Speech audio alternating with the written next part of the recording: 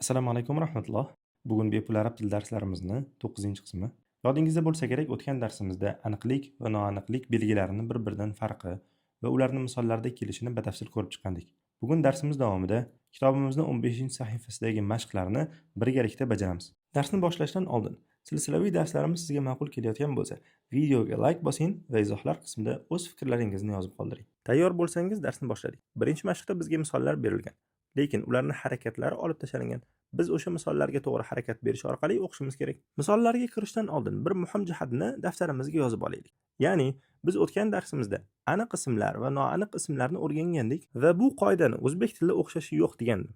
Ya'ni o'zbek tilida aniq ismlar yoki noaniq ismlar deb ismlar ajratilmaydi. Balki hammasi ism turkumiga kiradi. Bunga misol aniq bir uy nazarda tutilsa ham uy deyiladi, noaniq bir uy nazarda tutilsa ham uy deyiladi.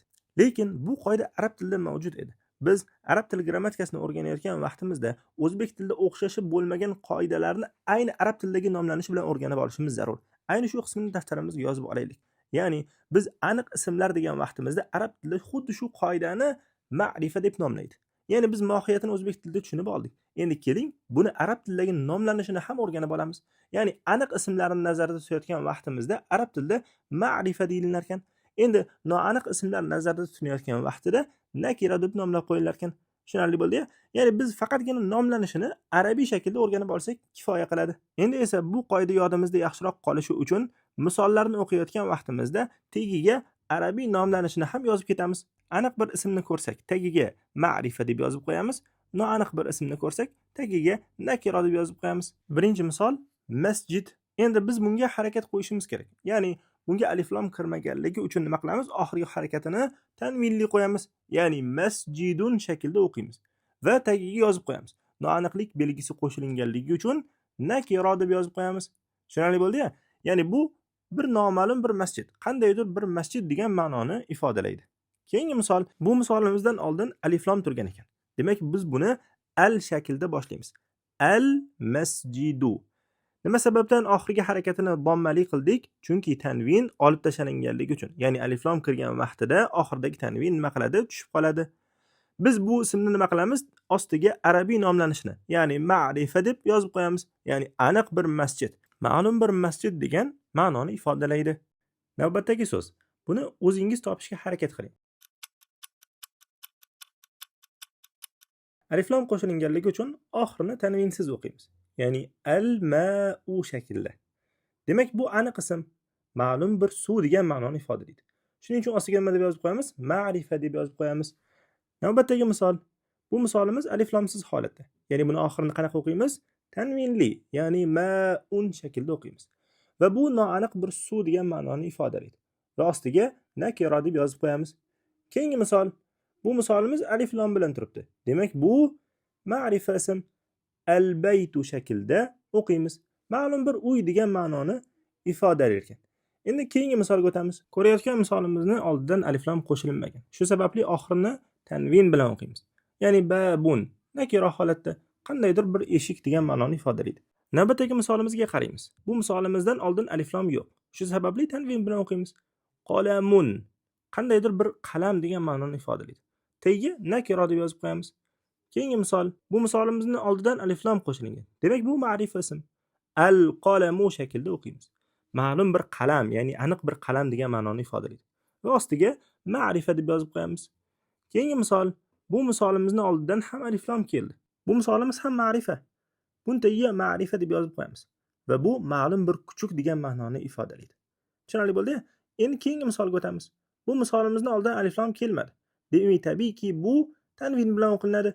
Kalbun nakira holatda noaniq bir qandaydir bir kuchuk ma'nosini ifodalaydi. Keyingi misol. Bu misolimizning oldidan ham alif lam yo'q. Qomisun shaklda o'qiymiz. Noma'lum bir ko'ylak ma'nosini ifodalaydi. Va ostiga nakira deb yozib qo'yamiz. Keyingi misolga o'tamiz. Bu misolimizning oldidan ham alif lam kelmadi. Shu sababli biz buni tanvin bilan o'qiymiz. Waladun bola degan va ostiga nakira deb yozib qo'yamiz. Keyingi misol. Bu misolimiz alif lam bilan keldi. Hajarun o'tgan darsimizda o'tgandek tosh degan edi. Endi bu aniq bir tosh degan ma'noni ifodalaydi. Endi tagiga nima deb yozib qo'yamiz? Ma'rifa deb yozib qo'yamiz. Keyingi misol. Bu misolimizning oldidan ham alif lam keldi. Bu misolimizni aniq ekanligiga dalolat qilyapti. Demak, ostiga ma'rifa deb yozib qo'yamiz. Ma'lum bir bola degan ma'noni ifodalaydi. Ya'ni siz ham men ham bilgan bir bola. Keyingi misolga o'tamiz. Bu misolimizni oldidan alif lam kelmadi. Demak bu noaniq. Tagiga nima deb yozamiz? Nakira deb yozib qo'yamiz. Himarun eshak. Noma'lum bir eshak degan ma'noni ifodalaydi.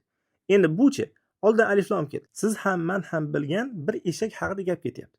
Shuning uchun buni ostiga nima deb yozib qo'yamiz? Ma'rifa deb yozib qo'yamiz. Ma'lum bir eshak degan ma'noni ifodalaydi. Keyingi misol. Bu misolimizni oldidan ham alif lam keldi. Demak bu ham ma'rifa. Al-hisonu shaklida o'qilinadi. Ma'lum bir ot degan ma'noni ifodalaydi. Endi bu misolimizcha. Buni oldidan alif lam ham kelmadi. Demak bu noaniq. Buni oxirini tanvin bilan o'qiymiz. Hisonun shaklida o'qiymiz. Noma'lum bir ot degan ma'noni ifodalaydi. Ostiga nakira deb yozib qo'yamiz. Shu bilan birinchi mashqimizda berilgan misollarning barchasini ma'rifa va nakiraga bo'ldik va ularning harakatlarini to'g'ri shaklda qo'yib chiqdik. Sizlarda savol tug'ilishi tabiiy. Hada va zalika misollarchi ustoz.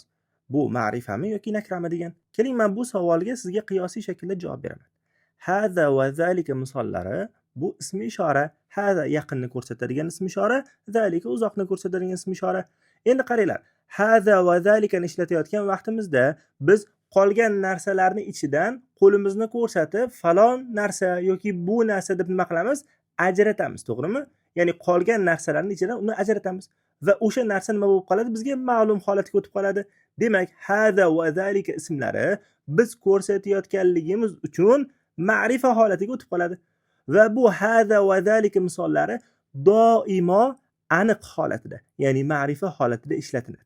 Shu sababli ham hada va zalika misollarini noaniq holati bo'lmaganligi uchun hada va zalika misollaridan oldin alif lam olib kelmaymiz. Tushunarli bo'ldi-ya? Demak, tug'ilganidan hozirgacha aniq holatida ishlatilib kelinayotgan barcha misollarning oldidan alif lam olib kelinmaydi. Chunki ularning o'zi aniq holatida. Ularni yana aniq holatga o'tkazilmas ekan. Hada va zalika misollari ham ayni o'sha turkumga kiradi. Hada va zalika misollarini ham oldidan alif lam olib kelmaymiz. Tushunarli bo'lgan bo'lsa, kitobimizga qaytamiz. Kitobimizning 15-sahifasida berilgan birinchi mashqni bajarib bo'ldik. Endi navbat ikkinchi mashqqa. Bu mashqni ham bajarayotgan vaqtimizda misollarning ostiga ma'rifa va nakira deb ajratamiz va olib tashlangan harakatlarni to'g'ri holatda qo'yib birgalikda o'qiymiz. Keling, siz yaxshiroq tushunib olishingiz uchun birinchi mashqni o'zim bajarib beraman. Parta haqida sizlarga xabar bermoqchiman. Siz ham men ham bilgan parta haqida gap ketayotganligi uchun aniq holatda ishlataman. Al-maktab bu shaklda. Va ostiga nima deb yozaman? Ma'rifa deb yozib qo'yaman. Endi parta haqida gapirilayotganligi uchun uni aniq holatda ishlatim. Tushunarli bo'ldi-ya? Al-maktabu maksurun. Parta singan. Maksurun so'zi noaniq holatda turganligi uchun nakira deb yozib qo'yamiz. Keyingi misol, bu misolni o'zingiz bajarishlikka harakat qiling. Men sizga yordamlashib turaman. Jumlamizga yaxshilab razm soling. Oldidan yoki ortidan qo'shilayotgan belgilarga e'tiboringizni qarating. Mana shu belgilar yoki aniqlik yoki noaniqlik belgisi bo'ladi. Biri kirsa, ikkinchisi kirmas edi. Birinchi misolimizga qaraydigan bo'lsak, kalimani oldidan alif lam qo'shildi. Bu aniqlik belgisi edi. Aniqlik belgisi kirgandan so'ng kalimani oxiri tanvinsiz holatida bo'larda al-mudarrisu shaklda o'qiymiz. Demak, bu aniq bir o'qituvchi degan ma'noni ifodalaydi. O'qituvchining qay holatida ekanligini ikkinchi kalimamiz xabar beryapti. Jadidun, ya'ni yangi. Birinchi kalimamiz ma'rifa, ikkinchi kalimamiz nakira holatida turibdi. Tushunarli bo'lgan bo'lsa, keyingi misolga o'tamiz. Bizga ko'ylak berilgan. Ana o'sha ko'ylak kir holatida turibdi. Endi siz hammani ham bilgan bir ko'ylak haqida gap ketayotganligi uchun birinchi kalimamizni ma'rifa holatida ishlatamiz. Al-qamisu, aniq bir ko'ylak. Endi ko'ylakning holati haqida ikkinchi kalimamiz xabar beryapti. Vasihun, kir. Ko'ylak aniq bo'lganligi uchun ma'rifa deb yozamiz. Vasihun esa nakira holatida turibdi. Keyingi misolga o'tamiz. Bu misolimizda sut berilgan. Siz ham men ham ko'rayotgan bir sut haqida gap ketayotganligi uchun alif lam bilan ishlatamiz. Al-labanu, ya'ni ma'rifa holatida. Endi ana o'sha sutning holati haqida xabar berayotgan kalimamiz esa noaniq holatida. Baridun, sovuq. Sut sovuqdir. Baridun kalimasining ostiga nakira deb yozib qo'yamiz. Keyingi misolga o'tamiz. Siz ham men ham bilgan bir masjid haqida gap ketyapti. Shu sababli ham uni aniq holatida ishlatamiz. Al-masjidu shaklida va ostiga ma'rifa deb yozib qo'yamiz. Masjidning holati haqida xabar berayotgan ikkinchi kalimamiz nakira holatida turibdi. Maftuhun, ochiq. Keyingi misol, siz ham men ham ko'rayotgan bir tosh haqida gap ketayotganligi uchun toshni aniq holatida ishlatamiz. Al-hajaru, ostiga ma'rifa deb yozib qo'yamiz. Endi toshning holati haqida xabar berayotgan ikkinchi kalimamiz esa noaniq holatida. Kabirun, katta. Shuning uchun uni ostiga nakira deb yozib qo'yamiz. Bugunga shu yergacha yetadi. Bugun darsimiz davomida 15-sahifani birinchi mashqni to'liq shaklda bajarib bo'ldik. Ikkinchi mashqimizni esa 6 ta misolni bajarib bo'ldik. Silsilaviy darslarimiz foydali bo'layotgan bo'lsa, videoga like bosing va izohlar qismida o'z fikrlaringizni yozib qoldiring. Assalomu alaykum va rahmatulloh.